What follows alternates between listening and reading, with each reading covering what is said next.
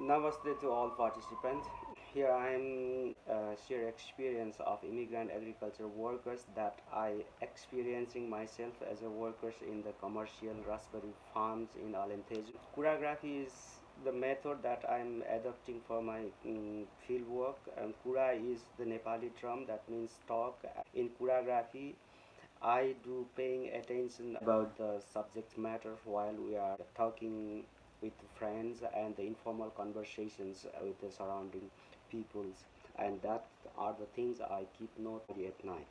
Although there are some legal resolutions granted by the government of Portugal for the workers' living conditions for the agricultural workers follow the commercial agriculture farm, but they look so very beautiful on the paper. It's very poor in practice. Even myself being the agriculture workers, I have very critical experience of managing accommodation in the Alentejo regions. I have lots of history facing difficulties to manage accommodation, but it's not possible to share all the stories here.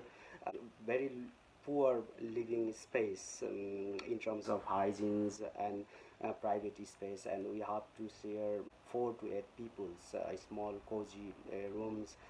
While I'm trying to talk with the agency man, and I have get some very crazy reaction from the agency man. It was very bad experience for me, and now I am living on the place. One friend, he's traveling to Nepal, and when he will be back, then I have to leave his space, bed space. Then I am again will be the roomless. um, on the based on my experience, there are some factors that suffering the crisis of accommodation. The companies are not responsible to manage or organize labor camp, and the number two is overflow of immigrants in the certain places that are Odimira, Santo Antonio, and Jambuzira, because that from that place the companies are arranging the transportation to their farms. And the next point is local houses are they are not made for the renting purpose. Last one is I encounter with some misunderstanding with local people using most of the time imigrante proco and imigrante fica muito borulo. It means immigrante peoples, they are not very hygiene, and immigrante peoples, they are very noisy, and these kinds of things.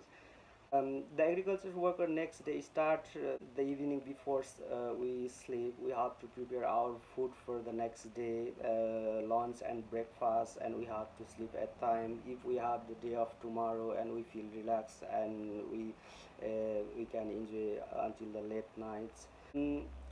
When we enter to the workplace, the work must go on even if it is raining outside, or even it is very hot inside the tunnel.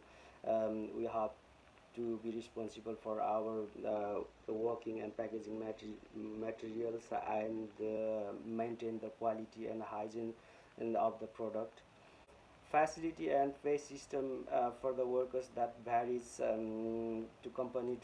Some of the company they have hourly payment system without bonus, and some of the company they have the monthly base salary and target picking speed, and they have the bonus payment system. If we cross the minimum target of picking speeds, then we'll get bonus.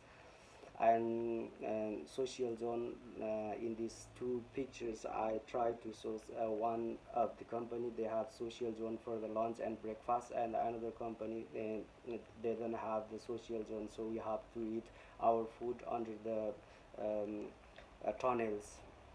That is what I want to show. And at last, generally South Asian agriculture workers in Portuguese commercial farm, um, they remains behind, are being exploited because of the language barrier, because South Asian and the Portuguese language is very different, and it's not similar lingua franca. So Nepali people, they cannot learn very fast the Portuguese language.